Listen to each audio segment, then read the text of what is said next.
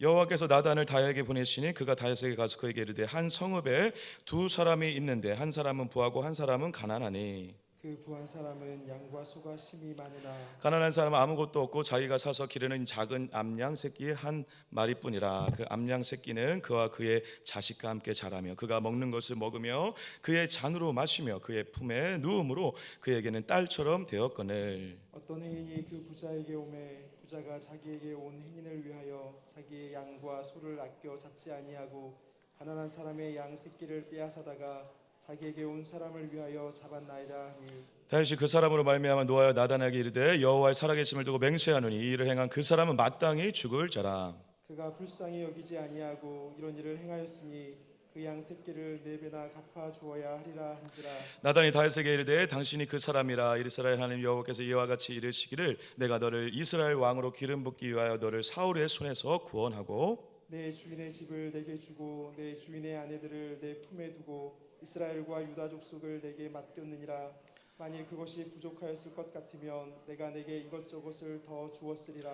그러한데 어찌하여 내가 여호와의 말씀을 업신여기고 나 보기에 악을 행하였느냐. 내가 칼로 햇사람 우리아를 치되 암몬 자손의 칼로 죽이고 그의 아내를 빼앗아 내 아내로 삼았도다. 이제 내가 나를 업신여기고 햇사람 우리아의 아내를 빼앗아 내 아내로 삼았은즉 칼이 내 집에서 영원토록 떠나지 아니하리라 하셨고 여호와께서 또 이와 같이 이르시기를 보라 내가 너와 내 집에 재앙을 일으키고 내가 내 눈앞에서 내 아내를 빼앗아 내 이웃들에게 주리니 그 사람들이 내 아내들과 더불어 백주에 동침하리라. 너는 은밀히 행하였으나 나는 온 이스라엘 앞에서 백주의 이 일을 행하리라 하셨나이다 하니 다윗이 나단에게 이르되 내가 여호와께 죄를 범하였노라 하매 나단이 다윗에게 말하되 여호와께서도 당신의 죄를 사하였으니 당신이 죽지 아니하려니와.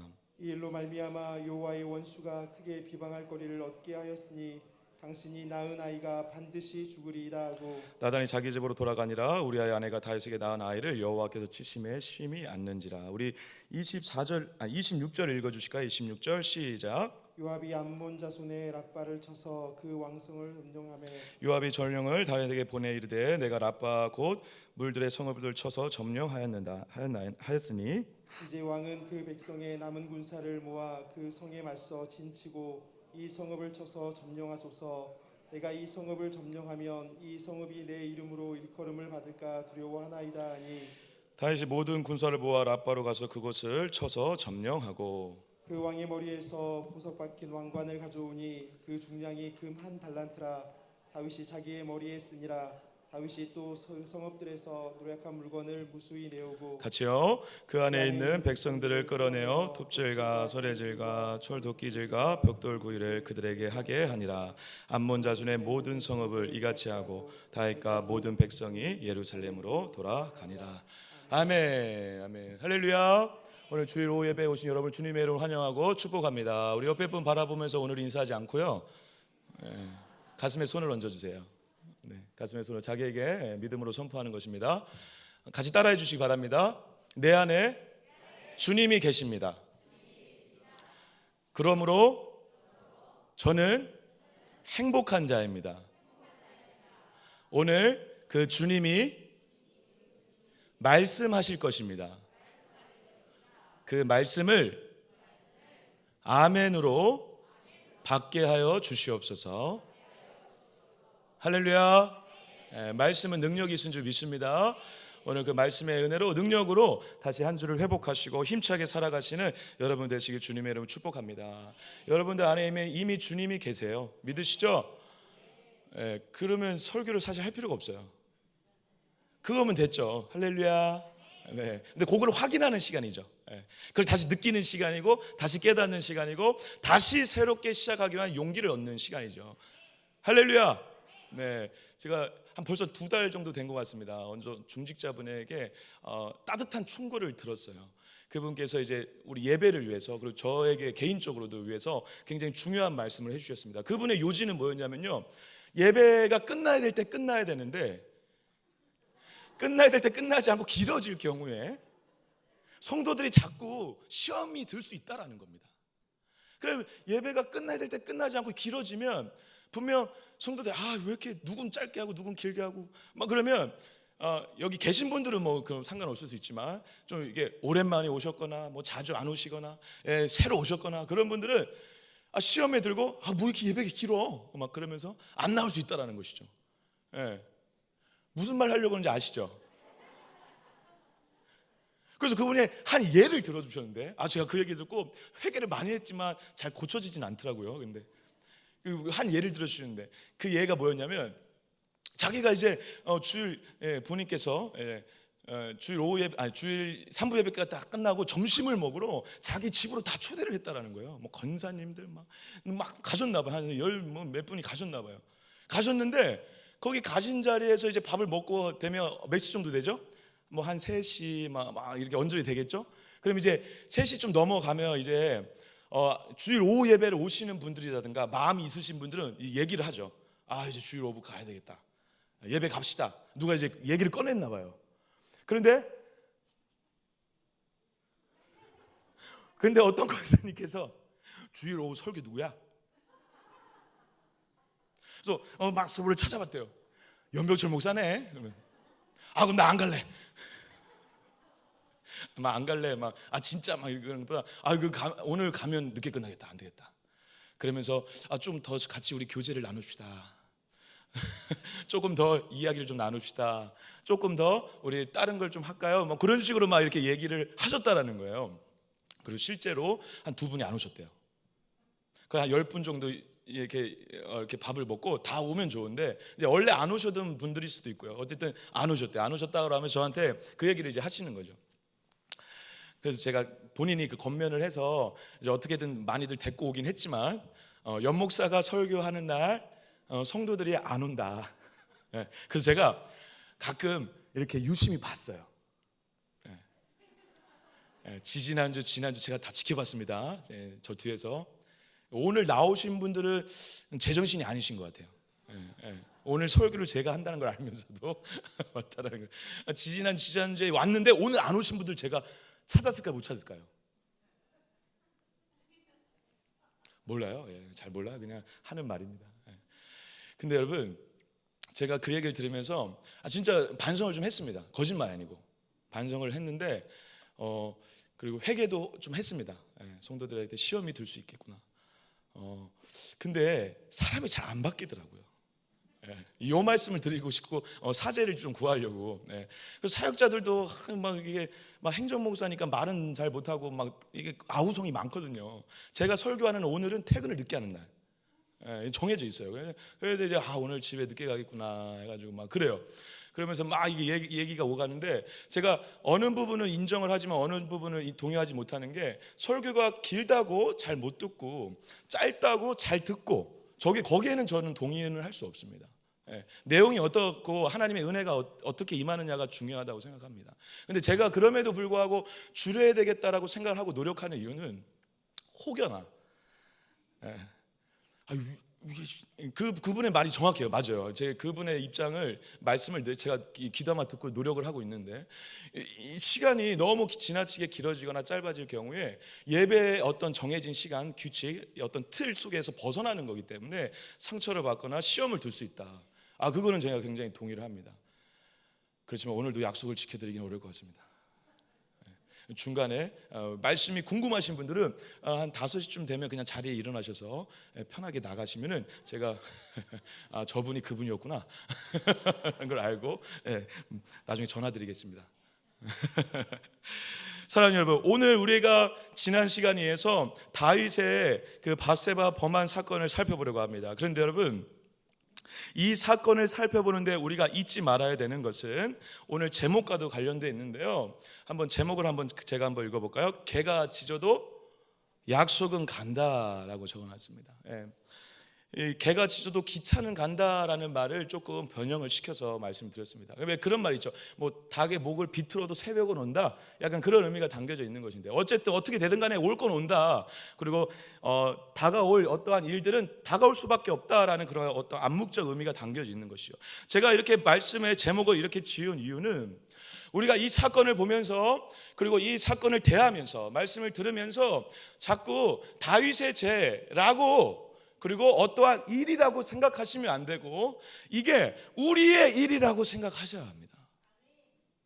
실제로 이 일이 이런 죄와 똑같지 않더라도, 이 상황과 우리가 똑같지 않더라도 이 일이 다윗이 이렇게 어떻게 저렇게 죄를 지을 수 있어, 어떻게 하나님과 함께했던 합한 자가 저런 죄를 지을 수 있어 라고 생각하는 방식이 아니라 그게 나야 라는 방식으로 이 말씀을 볼 때 이 말에 이 죄를 통해 회개하게 하시고 은혜를 주시는 하나님의 은혜에, 그리고 끝내 하나님의 약속을 이뤄가시는 하나님의 엄청난 일하심을 온전히 바라볼 수 있다는 것입니다. 사랑하는 여러분, 이 사건을 보면서 수많은 사람들이 이렇게 해석을 해요. 어떻게 이렇게 죄를 지을 수 있냐, 그리고 이 죄를 지었는데 회개를 잘해서 회개를 열심히 또 하나님께 회개를 해서 회복이 됐고, 근데 회복이 됐는데도 불구하고 죄 징벌이 남아가지고 애들이 막 죽어나가고, 앞으로 이 다윗의 인생 가운데, 하반기 인생 가운데 수많은 부정적인 일들이 일어난다 라는 식으로 죄를 지었고 회개를 했고, 회개한 거에 대해서 하나님이 용서는 했지만 수많은 징벌이 있었고 다윗의 인생이 달라졌다라는 식으로 우리가 바라보게 되면요, 그 어떤 한 가지도 우리가 이 이야기의, 이 말씀의 하나님의 마음을 발견할 수가 없다는 것입니다.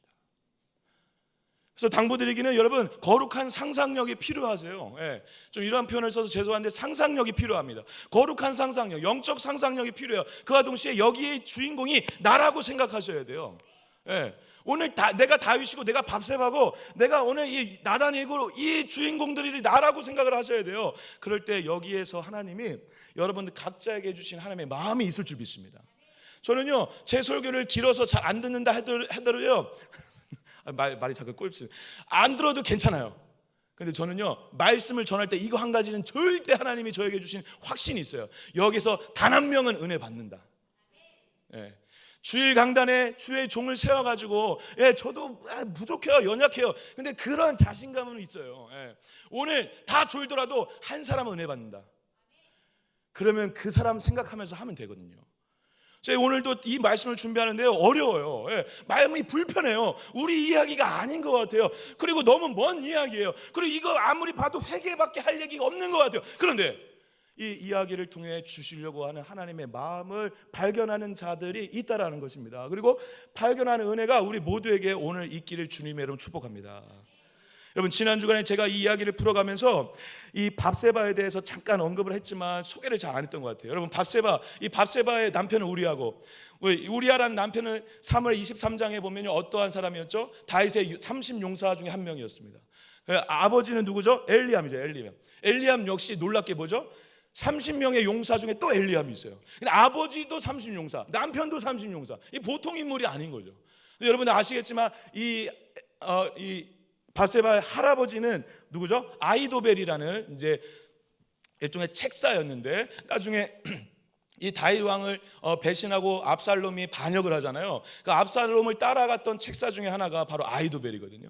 그러니까 바세바의 할아버지죠. 할아버지가 아히도벨인데, 아히도벨이 나중에 다윗과 압살롬이 충돌할 때 압살롬을 따라가요. 뭐 그것은 우리가 상상해 보건대 자기 손녀딸을 범하고 자기 손녀딸을 자기 이 모든 어떠한 죄악들 속에서, 그리고 이 남편을 죽이는 이 죄악들 속에서 자기의 아내로 삼았던 다윗의 죄를 알고 있는 사람으로서 충분히 그거에 대한 실망과 절망 때문에 다윗 왕에 대한 그런 서운함, 그런 배신감이 압살롬을 따라가게 만들었다라고 할 수도 있습니다. 그런데 중요한 건, 여러분, 아히도벨 그리고 엘리암 그리고 우리아 모두 어쨌든 다윗 왕 옆에 있었던 충신들이라는 것입니다.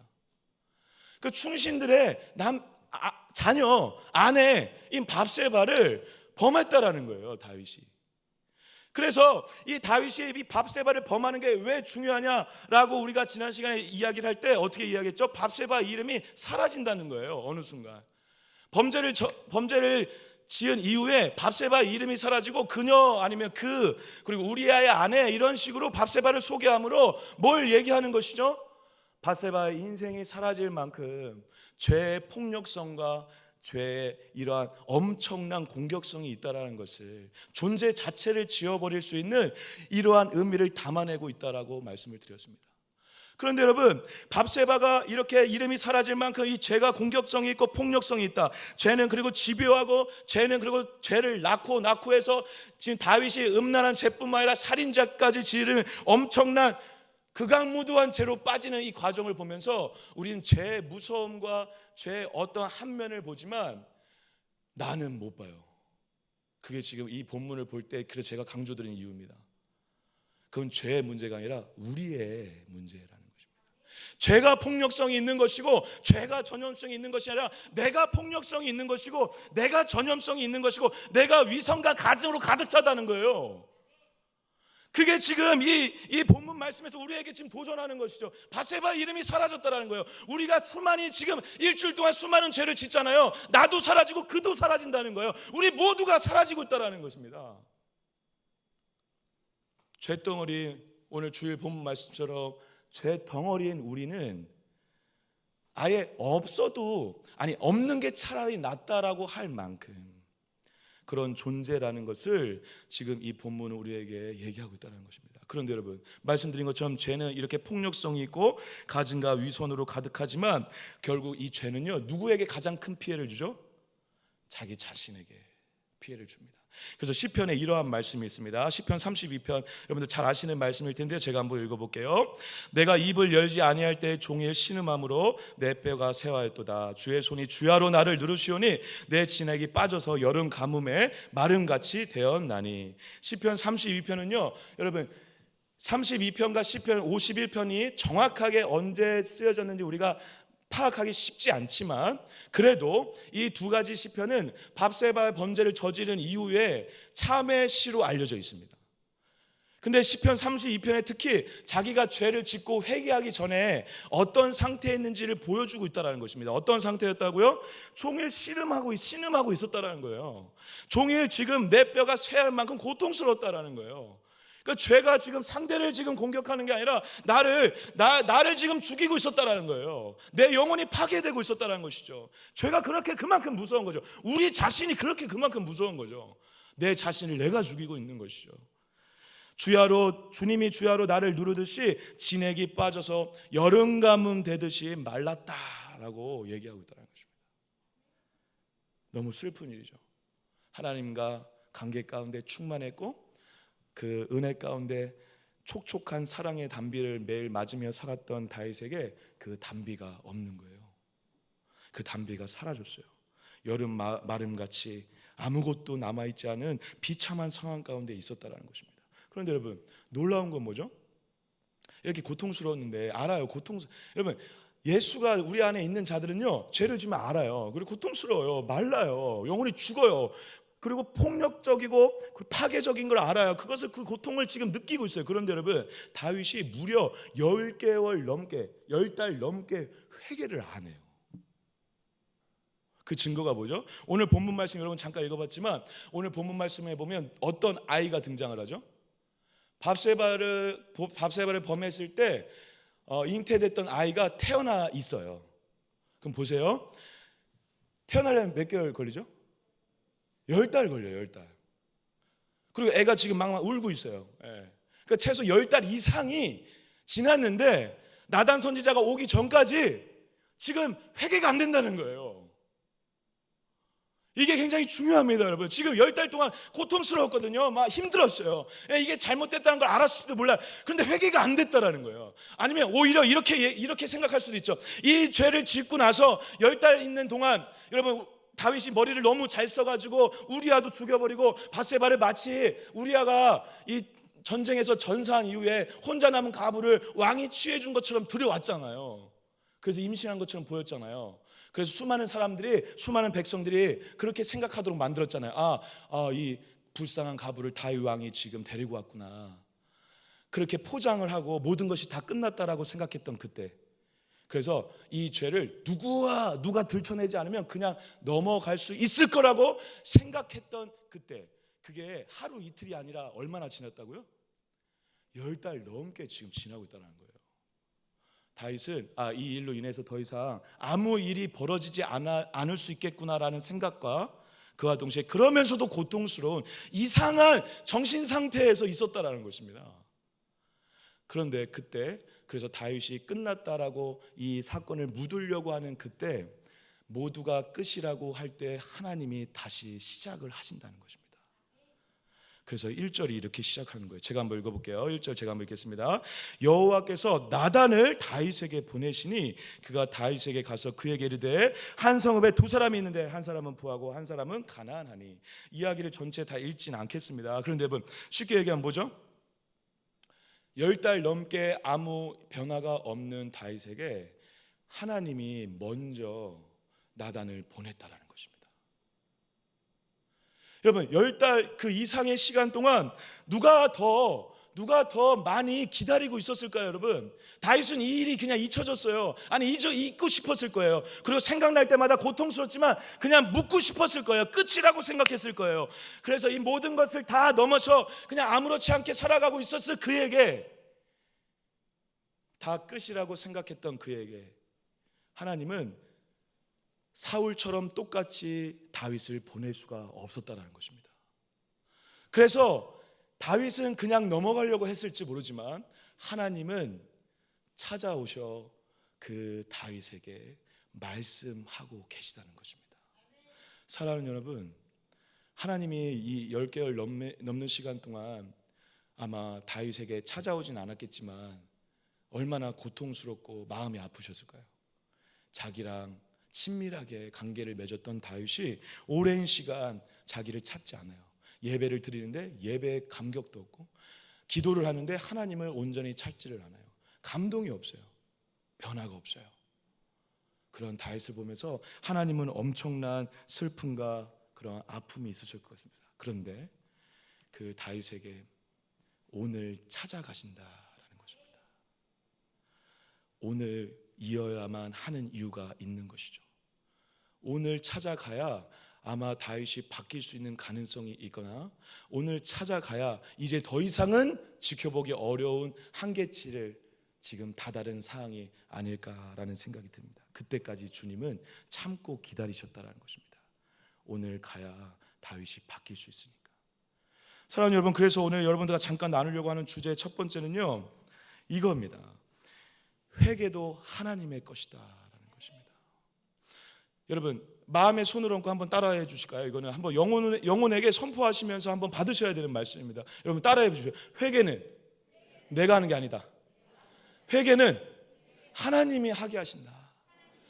여러분 내리십시오. 여러분들이 살아가면서 나 회개 많이 해요 라고 얘기하세요. 맞아, 회개하라고 자꾸 뭐 말씀해서 그러니까 회개 많이 해요. 자백도 해요. 그리고 실제로 우리가 기도할 때, 대표 기도할 때, 수많은 기도할 때 회개를 해요. 그래서 회개는 그래 나는 회개 내가 하는 것 같다라고 생각하는 여러분들에게 성경은요 단 한 번도 회개가 너가 하는 거라고 얘기한 적이 없어요. 오히려 회개는 하나님의 은혜라는 것입니다. 회개는 오늘 보세요. 오늘 그게 증거잖아요. 다윗이 회개를 안 했다니까요. 회개할 마음이 없었어요. 회개할 생각도 없었어요. 그냥 고통스럽고 신음한 그 정도지 그걸 가지고 회개하려고 하지 않았어요. 회개하지 할 마음이 없는 그에게 하나님이 먼저 찾아가셔 회개하게끔 하시는 역사를 경험하게 하신다는 것입니다. 회개도 하나님의 은혜로 한다라는 것을 우리에게 말씀하고 있는 사실이죠. 그래서 여러분 나단을 보냄으로 인해서 이제 오늘 회개할 수밖에 없도록 만드는 거죠. 그래서 오늘 이 본문 말씀을요 사실 나단이 이야기를 이렇게 풀어가요. 어떤 이야기인지 아시죠? 부자와 가난한 사람이 있는데 가난한 사람에게 양이 한 마리밖에 없어요. 근데 그 양이 정말 자식 같아요. 막 같이 부비고 얼굴 비비고 같이 어깨 동무하고 막 같이 자요. 자식 같아요. 자식 같은 그 암양을 키우고 있었는데 부자, 돈이 많고 가축도 많은 어떤 부한자에게 손님이 찾아왔어요. 손님이 찾아와가지고 대접을 해야 되는데 그 대접해야 되는 자기 암양이나 소가 아까워서 옆에 있는 가난한 자의 양을 뺏어와서 대접을 해버렸어요. 이야기를 풀어내고 있죠. 저는 이 장면을 보면서 여러분 하나님이 이 회개를 하게 하기 위해서 하나님이 정말 다윗을 조심스럽게 다루고 세밀하게 다루고 다윗에게 맞게 이 한 영혼에게 맞게 정말 전략적이고 생각을 많이 하시고 지금 다 나단을 보냈구나라는 생각을 하게 됐어요. 여러분 막말로 찾아가가지고 야 너 죄졌어, 너 죄졌잖아. 너 10개월 전에 생각 안 나? 여러분 이렇게 하면 간단해요. 그럼 뭐 창피하겠죠 아마. 예. 그런데 여러분 그렇게 하면 잘못될 수 있다라는 걸 아마 하나님이 아시지 않았을까라는 생각이 드는 거죠. 하나님은요 이야기를 풀어요. 누구를 통해서? 나단을 풀어요. 나단을 통해. 근데 이 나단이 왜 또 중요하냐면 여러분, 나단은요 선지자지만 다윗과 관계가 불편한 사람이 아니에요. 여러분 아시겠지만 중요한 결정을 할 때마다 누구 선지자를 통해서 하나님의 음성을 듣죠? 나단을 통해서 하나님의 음성을 들어요. 그래서 저는요 수많은 연구에도 그렇게 나와 있지만 나단과 다윗은 굉장히 친밀한 관계, 친구 같은 관계였을 것이다 라고 얘기를 해요. 그러니까 정죄하고 판단하고 그래 너 이 죄 지었잖아 라고 하면서 찾아볼 선지자 말고 다윗을 너무 잘 알고 다윗과의 관계가 좋고 사랑의 관계이면서 존중의 관계이면서 그리고 서로의 나라의 일을 충분히 얘기할 수 있는, 국가의 어떠한 일들 상의할 수 있는 좋은 친구를 보낸다는 것입니다. 나단을 보내고 이야기로 풀어가요. 굉장히 지금 신사적이면서 계획적이면서 디테일하고 세밀하게 이 일을 지금 하나님께서 진행하고 계시다는 사실입니다. 그런데 여러분 세밀하고 디테일하고 이렇게 최적의 상황이 이때 하나님께서 나단을 보내실 때 거룩한 상상력이 좀 필요하세요. 뭐냐면 나단의 마음 가운데 그리고 다윗의 마음 가운데 한번 생각을 해보세요. 제가 나단이에요. 조 목사님 얘기를 해서 죄송한데 조 목사님이 다윗이에요. 제가 나단인데 막 와가지고 조 목사 당신이 그 사람이야 이렇게 얘기를 할까요? 이야기를 풀어서 설명을 하면서 다윗 당신이 그 악한 부한 자다, 당신이 그 사람이다 얘기할 때 그리고 그 얘기를 듣는 다윗, 말하는 자나 듣는 자 모두에게 그리고 말을 하는 자와 듣는 자 모두가 서로의 모습이 눈빛에 비쳤을 때 저는 서로의 모습이 안 보였을 것 같았어요. 왜냐면요 두 사람은 100% 이 이야기를 하며 너무 많은 눈물을 흘리고 있을지 모르겠습니다. 사랑하는 형이 사랑하는 동생이 마치 자기에게 얘기하듯이 이 죄를 너 당신이야, 너 잘못됐어 이게 아니라 이러한 사람이 있었는데 그 사람이 바로 당신입니다 라고 얘기하는 나단의 입술이나 그 얘기를 듣고 있는 다윗의 눈빛에는 말로 형용할 수 없는 이 눈물이 흐르고 있었을 것이라는 것입니다. 그러한 죄를 지면 안 되는 자가 그런 죄를 짓고 10달 넘게 아무 반응도 없이 이렇게 있는 모습을 보며 안타깝고 속상하고 아프고 슬프고 그리고 다윗 왕에 대한 하나님의 마음이 느껴져서 나단도 울고 다윗도 울지 않았을까 생각되어집니다.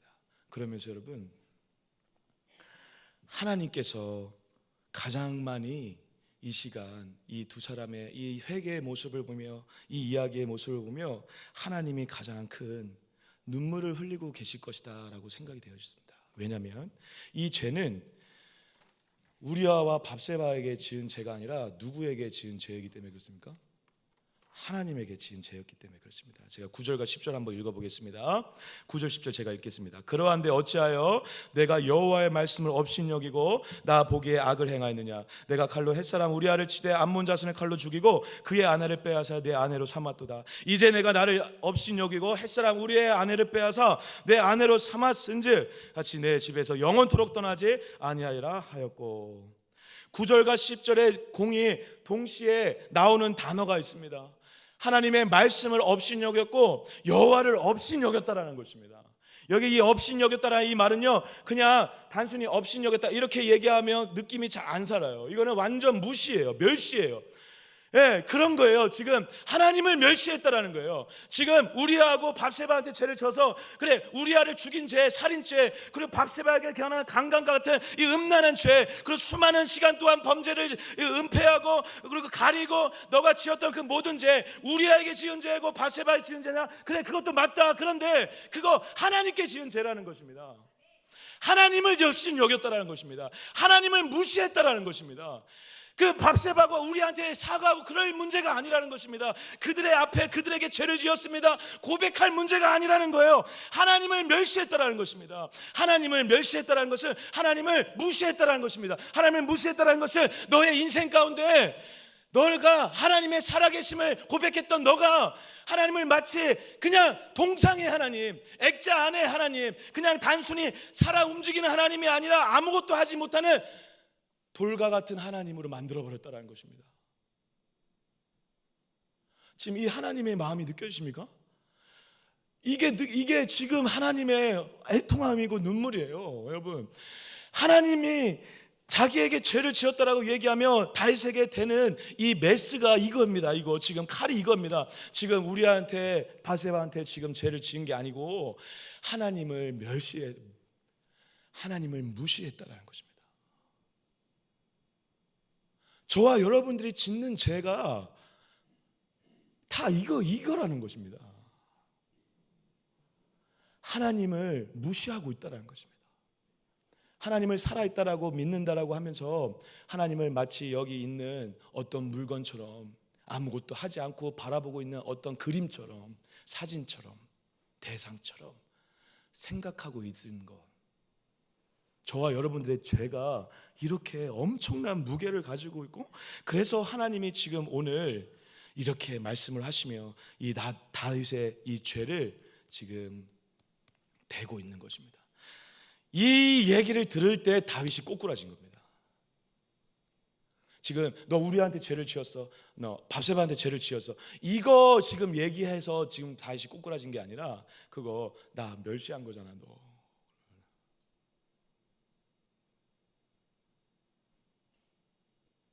거짓말하는 거, 판단하는 거, 정죄하는 거, 생각으로든 몸으로든 우리의 모든 지난 한 주간 지었던 모든 죄들이 지금 하나님을 살아계신 하나님이 아니라 죽은 하나님으로 대하고 있는 문제라는 것입니다.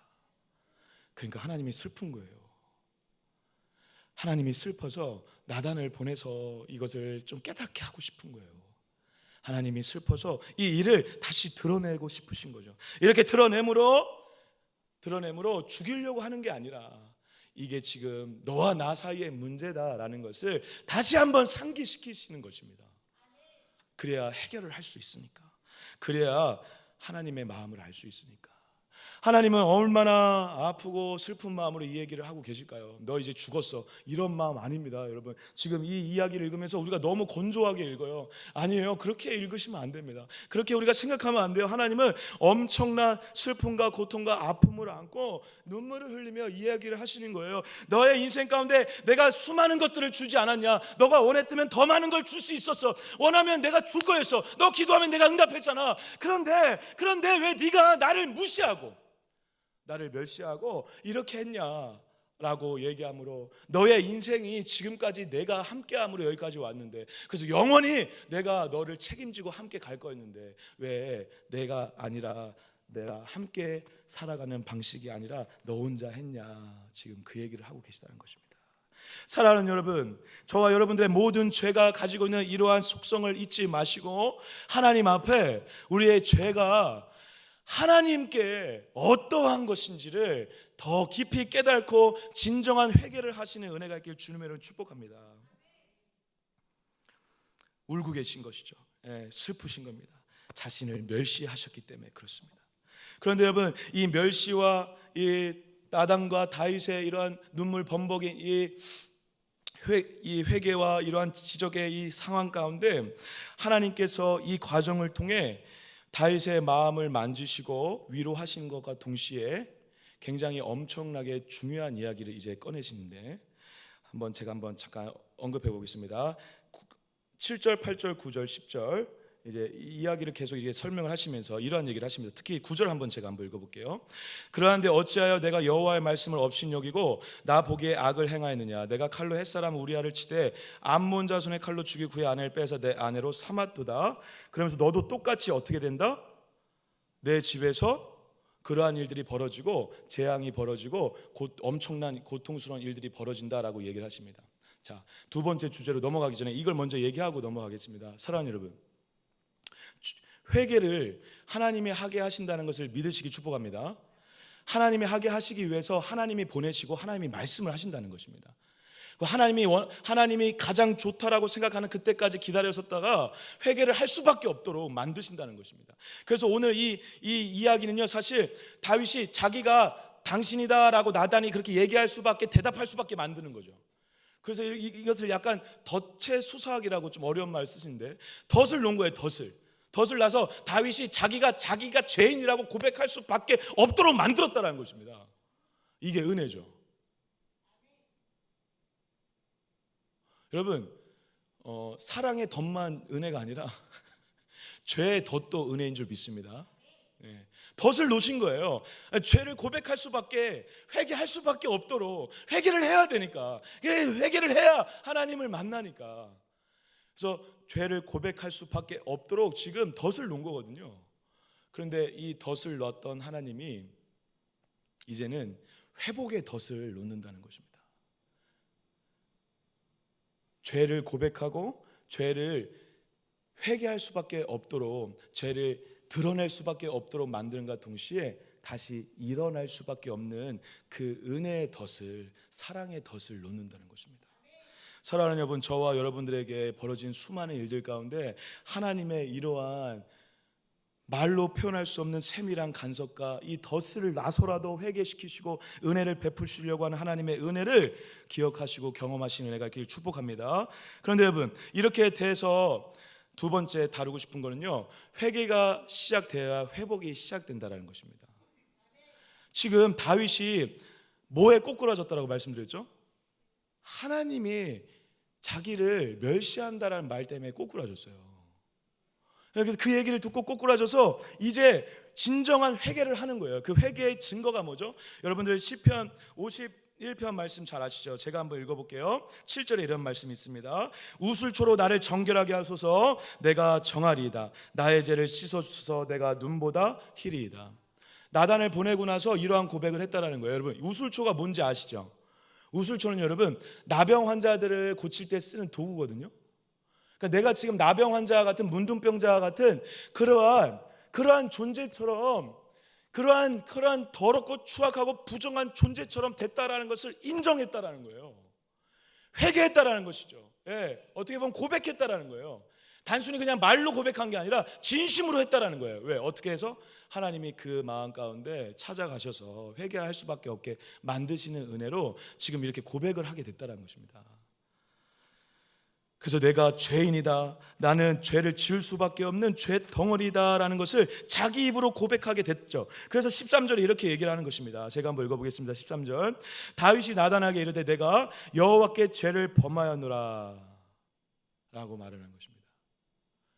10개월 넘게 죄를 범했다라고 얘기하지 않았던 다윗이 오늘 죄를 범하였다라고 고백하고 있다는 것입니다. 놀라운 일이죠. 여호와께서 그의 마음을 만지시고 그리고 회개할 수 있게 하시자 그 고백 그대로 완전히 꼬꾸라져 나는 죄 덩어리다, 죄인이다 라고 고백하게 되는 은혜를 경험하게 됐다는 것입니다. 그런데 여러분, 죄인이라 고백하며 이제 변화가 일어난다는 것입니다. 죄인이라 고백하며 회복이 일어난다는 것입니다. 죄라고 고백해야 하나님을 멸시하지 않는 거라는 것입니다. 그럼 반대로 하나님을 멸시하지 않는 건 뭐죠? 하나님의 살아계심을 고백했다라는 것입니다. 하나님을 살아계심을 고백했다라는 것은 그래서 나와 하나님이 다시 교제할 수 있다라는 것입니다. 그래서 죄 고백이 중요한 것입니다. 회개가 돼야 살아계신 하나님과의 관계가 시작되는 것이기 때문에 그렇습니다. 그래서 옛날 수많은 학자들, 그리고 특히 교부 신학자들 중에 이렇게 고백하는 자들이 있었대요. 자기 죄를 알고 고백하는 자는 죽은 자를 살리는 자보다 위대하다라고 얘기했습니다. 자기 죄를 알고 고백하는 자. 여기서 고백은 그냥 말로 고백하는 게 아니라 오늘 진심으로, 다윗처럼 진심으로 회개하는 자는 죽은 자를 살리는 것 같은 놀라운, 정말 역사가 일어난 그런 것보다 더 위대한 자라는 것입니다. 사랑하는 여러분, 저와 여러분들의 하나님의 찾아가심과 하나님의 회개하심의 은혜 가운데 내 힘으로 아니라 그 회개의 은혜로 내가 죄인됨을 고백하시는 은혜가 있기를 주님의 이름으로 축복합니다. 그래서 죽은 자를 살리는 것보다 더 큰 위대한 일을 한 자로 살아가시길 주님의 이름으로 축복합니다. 근데 여러분, 문제는 회개하면 이제 회복이 시작돼서 이제 앞으로 다윗의 인생이 또 달라져요. 그런데 여러분, 자 보십시오. 이제 이 부분은 잠깐 짚고 넘어가고 싶은데요. 회개를 했어요. 그런데 나단이 이런 얘기를 덧붙여요. 보십시오. 나단이 다윗에게 말하되 여호와께서도 당신의 죄를 사했다, 용서했다. 그래서 당신이 죽지 아니한다. 그런데 14절과 그리고 앞에도 그런 얘기를 읽었지만 어떠한 일이 벌어지죠? 자녀가 죽어요. 그리고 여러분 잘 아시겠지만 다윗이 이 바세바와 관계를 맺어서 낳은 아이 말고 이전에 낳았던 아들들, 뭐 암논, 압살롬, 이러한 아들들도 나중에 죽어요. 그거에 대한 예언적 말씀이라고 하는 것이죠. 그래서 암양 4마리를 갚아야 된다라고 다윗이 얘기했을 때 그 암양은 4명의 자기 아들을 상징적으로 보여주는 것이다 라고 얘기를 해요. 근데 여러분, 여기서 우리가 기억해야 되는 게 이것입니다.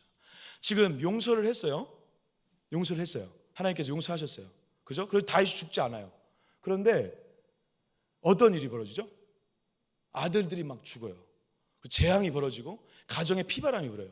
음란한 일들이 백주단넷에 부러진대요. 실제로 자기 아들 압살롬이 반역했을 때 음란한 행동을 그 궁전 위에서 막 해요. 하나님 말씀하신 대로 이루어지죠.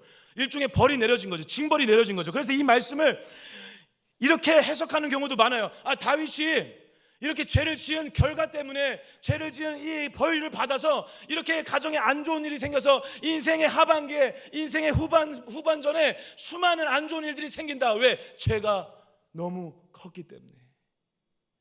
그래서 죄에 대해서 징벌을 받는다라고 얘기를 해요. 그래서 징벌은 어쩔 수 없다. 징벌은 감수해야 된다. 징벌도 받아들여라. 그것도 가정이다. 그것도 맞는 말이지만 여러분, 틀린 말입니다. 여러분, 그걸 그렇게 해석해 버리면, 그리고 이 말씀을 그렇게 보면 안 되십니다. 왜냐면요, 여러분, 이렇게 생각해 보세요. 저만 지금 이상한 것 같은데, 여기 지금 난 뭐 당연히 죄 벌 받고 그런 거 아니야? 막 약간 그런 눈빛으로 쳐다보시는 분위기라서 제가 약간 당황스러운데, 생각을 해보세요. 죄를 용서받았다니까요. 죄 용서하셨잖아요. 할렐루야. 용서하셨어요. 그리고 다윗 왕을 살려줬어요. 죄를 용서했으면 죄에 대한 어떠한 결과가 없어져야 돼요. 날아가야 돼요. 자유해져야 돼요. 이해되세요? 죄를 용서했다며요. 여러분, 법정에서 너 죄를 사하노라만 했어요. 사했으면 그 죄에 대해서 결과가 없어야 된다고요. 그 죄에 대해서 내가 징역을 살아야 되거나 그에 대한 벌이 있어야 돼요? 없어야 돼요? 없어야 돼요. 그게 정상이죠. 그렇게 하는 게 죄를 용서했을 때, 죄를 정말 없애줬을 때 의미죠. 이해되세요? 그런데 지금 그게 아니잖아요. 하나님이 죄를 지금 졌는데 죄를 어떻게 하는 거예요? 죄에 대한 결과가 있어요. 죄에 대한 징벌이 있는 것 같아요. 죄에 대해서 지금 수많은 일들이 벌어진대요. 앞으로 벌어질 거래요. 지금 이게 이해가 되세요? 이게 지금 하나님이 이렇게 얘기하신 게 마음으로 그래, 그럴 수 있다라고 지금 받아들여지신다면 여러분, 지금 굉장히 중요한 걸 놓치고 있는 것입니다. 예수 그리스도가 우리를 위해 하신 일이 반쪽짜리 일이라고 인정하는 것밖에 안 된다는 것입니다. 여러분, 예수님이 십자가에 죽으셔가지고 우리의 죄를 용서하신 거 믿으세요? 할렐루야. 믿으세요? 그러면 죄에 따라서 받아야 될 결과, 뭐 벌, 그리고 우리 지옥 가야 되는 거, 그리고 앞으로 남은 인생에서 받아야 되는 모든 죄의 결과, 죄의 징벌, 그 모든 것들도, 죄값도 예수님이 그 십자가에서 죽으심으로 짊어지고 죽으신 걸 믿으세요? 할렐루야. 믿으시는데 이게 지금 이해가 되냐고요. 죄에 대한 징벌이 있잖아요. 저는 이거 볼 때마다 이해가 안 됐어요. 왜? 용서했다며. 용서했으면 끝난 거지. 욕이 나올 뻔했어요. 하나님 죄송합니다. 용서했다며. 용서했으면 끝난 거지. 근데 왜 벌이 있어? 뭐야 하다가 고민하다가 고민하지 마 라는 어떤 마음으로 하나님께서 그러한 깨달음을 주셨어요. 이거는 이렇게 우리가 이거는 일단 이거 전제가 있으셔야 돼요. 예수님의 보혈로, 그리고 하나님께서는 우리의 죄를 용서하실 때 모든 걸 다 해결하셨다는 걸 믿으시기 바랍니다. 이걸 일단 믿으셔야 돼요. 그리고 우리는 그걸 믿죠. 그러면 이거는 너무 쉽게 이렇게 생각하시면 돼요. 이거는 죄에 대한 징벌이 아닌 거죠. 하나님이 예언적으로 말씀하셨겠지만 이렇게 생각할 수도 있는 것입니다. 다윗이기 때문에 이렇게 얘기한 걸 수도 있습니다. 만약에 이 죄를 졌는데 우리 저한테 너 앞으로 이러한 일이 있을 것이고 너 재앙이 임할 것이고, 저한테는, 누군가한테는 이렇게 얘기 안 하실 수도 있어요. 결과적으로 다윗이기 때문에 이러한 얘기를 하나님이 결과적으로 해야 되는 일일 수도 있다는 것입니다. 사람마다 다 죄에 대해서 하나님께서 주시는 어떠한 하나님의 메시지가 있을 수 있다는 것입니다. 근데 이러한 죄의 결과가 없는 자도 있겠죠. 죄를 똑같이 지었는데 없는 자도 있을 수 있어요. 왜? 아니, 그걸 죄의 결과로 해석하면 안 되기 때문에 그렇습니다. 동시에 여러분, 이 말씀을 어떻게 받아들이면 더 명확하냐면, 이거는 죄로 인하여 나타날 수 있는, 어떻게 보면 죄의 영향력이라고 할 수 있는 게 더 정확한 해석일 수 있다는 것입니다. 사랑하는 여러분, 음란의 죄를 지었어요. 이걸 모두가 다 알아요. 이 모두가 다 아는 이 일을 통해서 모두가 다 아는 그 일이 자녀들에게, 나라에게 소문이 나고 그리고 벌어지고 영향을 줬을 것입니다. 그래서 죄가 죄를 낳고 죄가 또 다른 죄를 낳는 이 죄의 습성이, 그러한 일이 벌어질 거라는 것을 하나님이 아시고 예언적으로 미리 말씀하신 거다라고 볼 수 있다는 것입니다. 죄의 삭은 사망이죠. 죄의 결과는 멸망이라는 것입니다. 근데 그 죄의 영향력을 하나님께서 이렇게 우리에게 말씀하시는 것입니다. 저와 여러분들이 만약에 이 죄가 징벌이고, 그래서 죄를 지으면 두려워요. 그래서 벌을 받을 것 같아요. 여러분, 그러한 공포심으로, 그러한 죄책감으로 하면요, 여러분, 예수님이 죽으신 게 아무 의미가 없어지는 거예요. 예수님이 죽으신 거에 대해서 아무 의미 없는 것처럼 행동하는 자가 되는 것이죠. 사랑하는 여러분, 죄를 지어서 우리가 받아야 될 모든 죄의 값도 예수님이 해결하셨어요. 할렐루야. 해결하셨기 때문에 우리가 죄 때문에 어떠한 벌을 받는다라고 생각하시면 안 돼요. 그게 바로 사단이 노리는 거잖아요. 사단이 그래서 걱정하게 하는 거잖아요. 죄책감 들게 하는 거잖아요. 공포감 갖게 하는 거잖아요. 너 죄 지었으니까 이런 일 겪게 될 거야. 아유, 너가 무슨, 너 죄 지은 거 너 예전에 생각 안 나? 너 죄를 짓고 있으니까 이런 일 당할 거야. 불안하게 함으로, 걱정하게 함으로 하나님과 우리의 관계를 깨트리려고 하는 게 사단의 전략이잖아요. 그 공포심과 죄책감을 사용하는. 그래서 여러분, 죄책감과 공포심으로 하려고 하는 우리에게 이 죄의 결과가, 이 모든 것들이 하나님께서 예수 그리스도 안에서 해결했다는 것으로 해석하지 않으면 자꾸 징벌로 해석해요. 그래서 징벌로 해석해서, 그래, 벌 받으니까 조심해라, 죄 짓지 마라, 이렇게 해석을 한다고요. 그렇게 이해를 한다고요. 그러면 저와 여러분들이 예수의 은혜를 더 깊이 경험할 수가 없습니다. 주님은 모든 걸 다 해결하셨어요. 그러면 이렇게 얘기를 또 하죠. 그러면 죄를 짓지 말라고 경고해야 되지 않냐, 벌 받는다, 이렇게 얘기하면 확실하잖아요. 그죠? 너 죄 지으면 벌 받아. 무서워서 막 이제 죄를 안 짓죠. 그럴 수 있어요. 맞아요. 그럴 수 있어요. 근데 여러분, 그래서 죄를 안 짓고, 그리고 공포심과 죄책감 때문에 죄를 가지고 회개를 막 해요. 억지로 막 해요.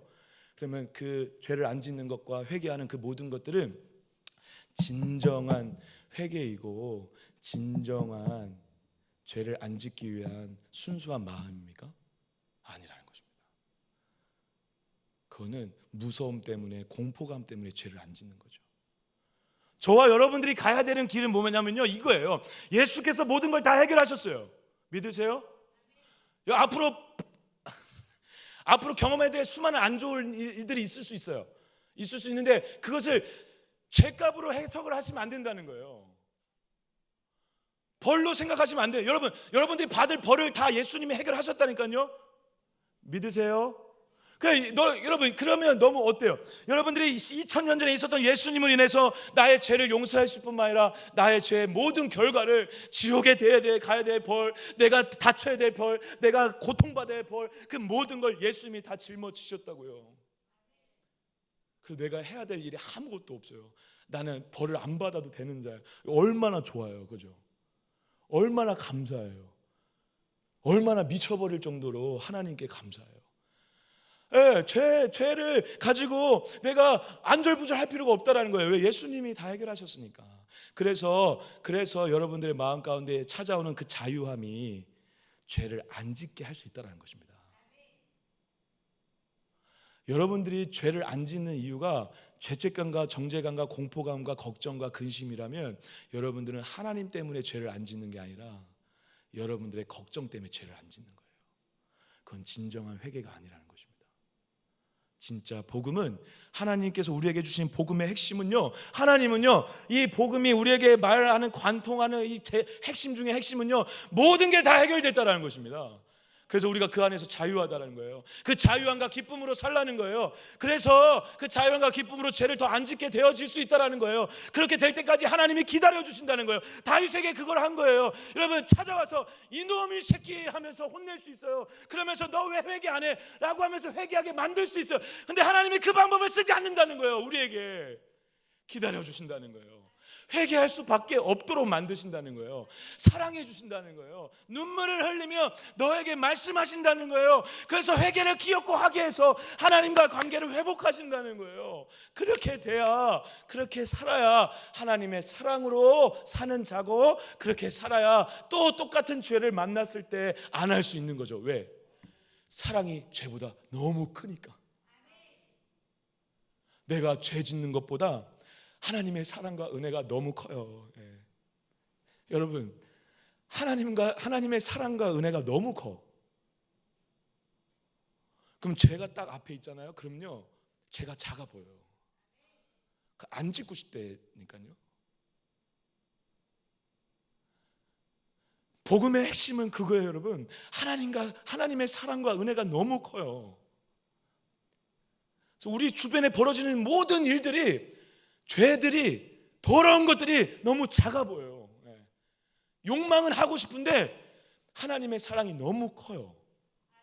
너무 큰 게 더 많이 깨달아지고 느껴져요. 그러면 죄를 짓고 싶은 마음이 작아지는 거예요. 안 짓게 되는 거예요. 그렇게 살다가 천국 가는 겁니다. 그러다 또 넘어져요? 그럼 하나님이 또 기다리세요.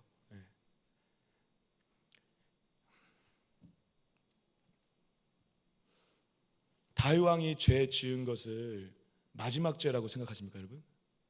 저는 그렇게 생각하지 않습니다. 또 죄를 지었을 거예요. 근데 평생 죄를 짓는 다윗에게 하나님이 이러한 방식으로 계속 말씀하시고 사랑한다, 그리고 사랑 안에 해결할 수 있도록 기다려주시고 인도해 가신다는 것입니다. 하나님의 사랑과 은혜가 너무 커 죄가 죄로 안 보이는 은혜를 경험하시는 축복이길 주님의 이름으로 간절히 소망합니다. 그런데 여러분, 마지막 장면 요거는 한번 짚고 이제 정리를 하겠습니다. 아들이 죽어요. 누구 아들이 죽죠? 밧세바 간통해서 낳은 아들이 죽어요. 근데 다윗이 그 아들 그래도 죽겠다라고 하나님께서 이미 말씀하셨기 때문에 예상은 했을 거예요. 그런데 진짜 아프니까 그래도 혹시 몰라서 엉엉 울면서 엎드린 거죠. 잘못은 내가 했는데 왜 애가 죽어야 되냐, 그런 마음으로 엎드렸겠죠. 얘는 살려달라, 내가 죄짓지 않았습니까?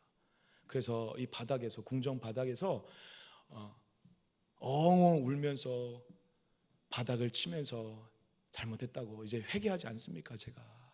그러면서 아이 좀 살려달라고 해요. 아이 살려달라고 하는 그 말을 하나님이 왜? 말씀하신 게 있고 예언하신 게 있기 때문에 받지 않으시고 실제로 죽이셔요. 근데 그 이후에 다윗의 반응이 놀랍죠. 어떻게 하죠? 막 울고 막 죽겠다 하다가 죽었다라는 얘기를 신하들한테 딱 듣고 나서 갑자기 탁탁 털고 일어나요. 그리고 어디로 가신지 한번 보세요. 20절 한번 같이 한번 읽어볼까요? 성경 있으신 분들 20절 같이 읽겠습니다. 시작. 다윗이 땅에서 일어나 몸을 씻고 기름을 바르고 의복을 갈아입고 여호와의 전에 들어가서 경배하고 왕궁으로 들어와 명령하여 음식을 그 앞에 차리게 하고 먹은지라. 아멘. 여러분, 여기에서 이 일어나라는 단어의 동그라미를 좀 쳐주시고 기억해 주세요. 이건 그냥 단순히 몸이 일어났다라는 의미가 아닙니다. 다윗이 회개했던 다윗이, 회복된 다윗이 영적으로 다시 일어나고 있다라는 것입니다. 그리고 어디를 가요? 지금? 애 죽였으니까 밥이나 먹자 하면서 밥 먹으러 가나요, 여러분? 다 끝났다. 잠이나 TV 자자 이제. 그러나요? 애가 죽었어요. 애가 죽었는데 일어나서 성전으로 가요. 성전으로. 그리고 시편 51편을 짓는 거예요. 지금 이 그림이 이해가 되십니까? 이 그림이 그려지세요? 이 그림이 어떠한 마음인지 아시겠어요? 그런 거죠. 지금 10개월 넘게 1년 동안 하나님과 관계가 단절되어 수많은 것들을 잃어버리고 무엇보다도 예배하는 것을 잃어버리고, 여러분 그 기간 동안 씨가 안 쓰여졌다라고 해요. 하나님을 찬양했던 씨가 안 쓰여졌어요. 1년 넘게.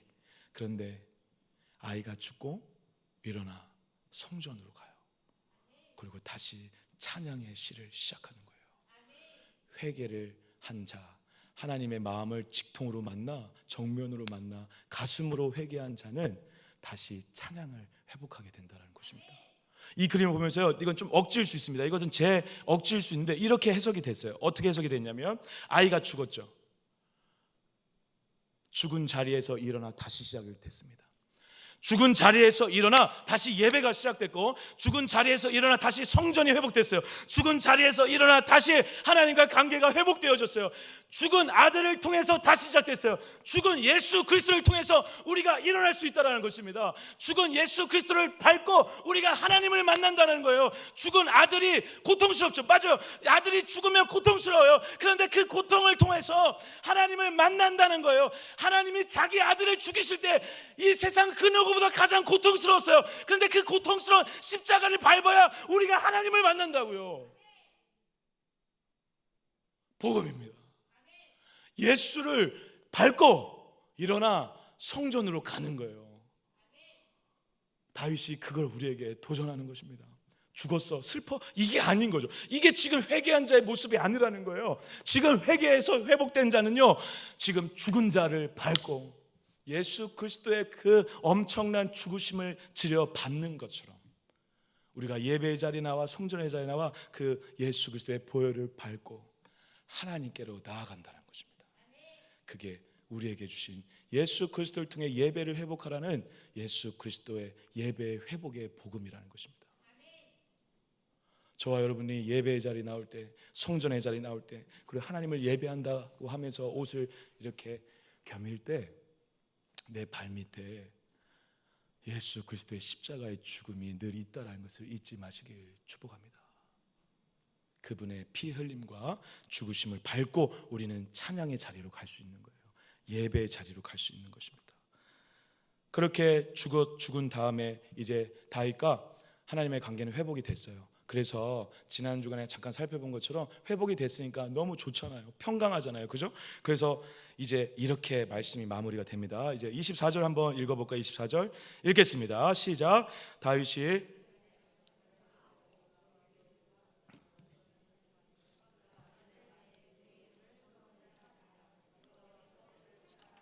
아멘, 아멘. 세 번째 주제입니다. 하지만 회개를 잘해서가 아니라 하나님의 약속 때문이다. 왜 그런지 보세요. 지금 다윗이 이제 회복이 됐어요. 좋아요. 너무 하나님과 관계가 회복되면 좋은 거 다 경험하시죠? 여러분 오늘 죄와 회개에 대해서 해서 너무 분위기가 무거운 것 같습니다. 좀 웃어주시기 축복합니다. 여러분 좋죠? 좋아요. 그래서 아들을 낳아요. 근데 놀랍게 어떠한 이름이 돌아오죠? 밧세바의 이름이 돌아와요.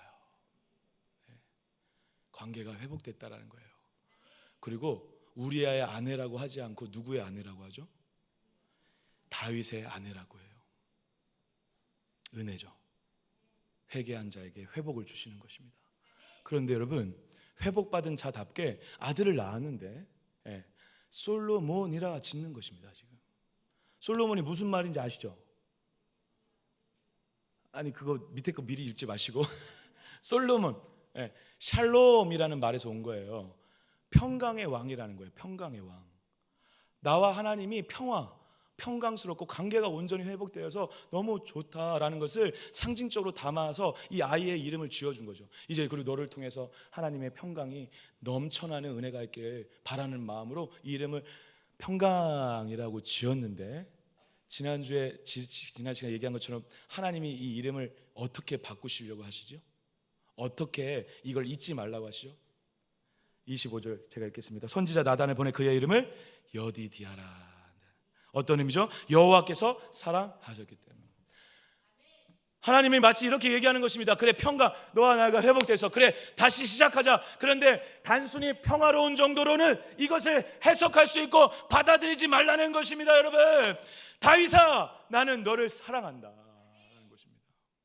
다윗아, 너의 이름, 여러분 다윗의 이름도 뭐죠? 사랑받은 자의 의미가 있습니다. 다윗이라는 의미 자체가 히브리어로 사랑받은 자의 의미예요. 데이비드. 그런데 여러분, 여디디아라는 이름을 줘서 너의 아들도 여호와께서 사랑하셨다라는 것입니다. 사랑이 사랑으로 흘러넘쳐 단순히 평강 차원의 문제가 아니라 나는 너를 여전히 사랑한다라고 말씀하고 계시다는 것입니다.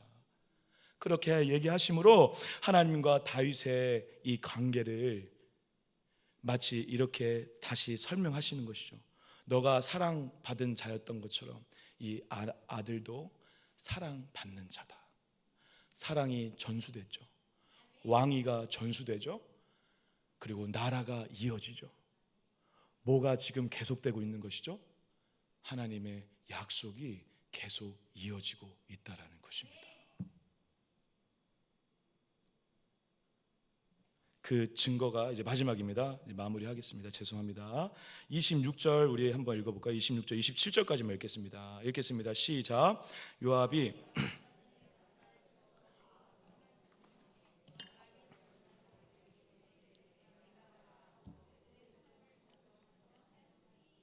아멘. 여기 26절에 참 동강교회 제가 설교할 때마다 참 하나님께 감사한 게 뭐냐면, 이거 예전에 저 설교했었거든요, 이 본문을. 근데 여기에 또 하실 마음이 진짜 있다는 걸 제가 늘 경험을 해요. 새로운 게 보여요. 그리고 새로운 깨달음이 있어요. 새롭게 여러분들에게 전할 말씀을 준비시켜 주시는 것 같아요. 그게 뭐냐면, 요번에 이게 25절까지만 해도 끝내도 제가 이 제목으로 지을 수 있고 이게 맞아요. 주제는 맞아요. 주제가 크게 벗어나진 않습니다. 그런데 26절에 요압이 암몬 자손의 라퍼를 쳐서 그 왕성을 점령하며, 여기에 원어적으로 가장 중요한 단어가 빠져 있어요. 그게 뭐냐면, 그 앞에 이 단어를 한번 써보세요. 그러던 중에라는 단어를 꼭 써주세요. 26절 앞에 그러던 중에라는 단어를 꼭 써주세요. 원어적으로 그렇게 돼 있습니다. 그리고 여러분 영어를 보시면요, meanwhile이라고 표현이 돼 있던데, 그것도 아마 그런 의미가 있어서 아마 영어로 그렇게 해석을 했을 것 같은데, meanwhile 원어적으로 그 앞에 조사를 붙여서 이렇게 표현을 했다는 것입니다. 그러던 와중에 요압이 암몬 자손의 라빠를 쳐서 그 완성을 점령했다. 여러분, 지난 시간에 제가 이 말씀은 11장 12장 전체를 봐야 된다고 말씀드렸죠. 그래서 우리 처음에 표 혹시 잠깐 틀어줄 수 있나요? 그 표를 보시면 암몬 자손과의 전투로 시작을 해요. 그죠? 그리고 나서 마지막에 암몬 전쟁이 다시 나오죠. 그리고 가운데 가장 중요한 게 나단 선지자를 보내서 메시지 전하는 게 가장 오늘 중요했죠. 그 중요한 장면을 오늘 우리가 살펴본 것입니다. 회개는 하나님이 하시는 역사라는 것입니다. 그런데 그 증거가 뭐냐면, 내려주셔도 됩니다. 마지막에 요압 자손의 라빠를 치는 그 전쟁에 요압이 다윗 왕을 연락을 해서, 다윗 왕이요, 와서 이 전쟁 다 끝났다, 이제 점령 다 끝났다, 우리가 다 이겼어, 99% 다 이겼고 너가 숟가락만 딱 얹으면 돼. 근데 그거 내가 하면 내 이름이 남으니까 네가 와서 딱 칼 꽂아. 그래서 다윗 왕의 성이다라고 이렇게 우리가 만들어 보자라고 하면서 다 이긴 전쟁에 다윗 왕을 데리고 와요. 그게 이제 마지막 장면이거든요. 그런데 여러분, 그러던 와중에라는 말이 심상치가 않다라는 것입니다. 다시 얘기하면 여러분, 앞에서 말씀드린 것처럼 지금 10개월, 1년 넘도록 그러던 와중에 다윗이 여러분 잘한 게 뭐가 있습니까? 없어요. 다윗이 한 게 뭐가, 죄밖에 안 지었어요. 예, 지금 이 기간 동안 좋은 일이 하나도 없었다고요. 예, 그러한 일들이 하나도 없어요. 그러던 와중에, 예, 죄로 가득하고 음란으로 가득하고 애가 죽어나가는 이 와중에, 그래서 어떤 것도 희망이 없는 이 와중에 암몬 자손을 정복했다는 것입니다. 아무것도 희망이 없어서 다 죽어가는 이 와중에, 그러던 와중에 하나님께서 이 다윗 왕을 통해서 하시려고 하는 이 일, 그래서 솔로몬을 통해서 영원히 하시려고 하는 그 일 뭐죠? 약속 뭐죠? 사무엘하 7장에 나와 있죠. 같이 한번 읽어보겠습니다. 마지막으로 읽고 마치겠습니다. 같이 읽겠습니다. 시작. 내 수완이 차서 내 조상들과 함께 누울 때에 내가 내 몸에서 날 내 씨를 내 뒤에 세워 그의 나라를 견고하게 하리라. 그는 내 이름을 위하여 집을 건축할 것이요 나 그의 나라의 왕위를 영원히 견고하게 하리라. 할렐루야. 다윗과 했던 이 영원히 무너지지 않는 약속을 지금도 그러던 와중에도 하나님이 이뤄가고 계시다는 것입니다. 죄를 짓고 개판을 치고 있는 다윗이 그러던 와중에도 하나님의 약속이 이루어지고 있다고요. 지난 일주일 동안 나는 왜 그러지? 라고 하면서 죄책하고 있는 우리를 바라보면서 한탄하고 있는 이 와중에도 하나님의 약속이 이루어지고 있다고요. 그러던 와중에 죄의 문제가 아니더라도 우리의 삶 모든 것에 마찬가지입니다. 저와 여러분들이 살아가는 모든 삶의 현장 가운데 그러던 와중에, 그래서 힘들고 어렵고 오늘도 희망이 없어 보이는 그 10년 가운데 지친 영혼들에게, 그리고 오늘도 내가 그래도 열심히 했는 것 같은데 수많은 죄와 사망과 더러움 때문에 무너지고 있는 그 영혼에게, 그리고 오늘도 더 무너지고 있는 수많은 사람들에게, 그리고 코로나 한복판에서 직장과 사업장 때문에 무너지고 있는 영혼들에게, 그러던 와중에 하나님의 약속이 그래도 이루어지고 있다는 것입니다.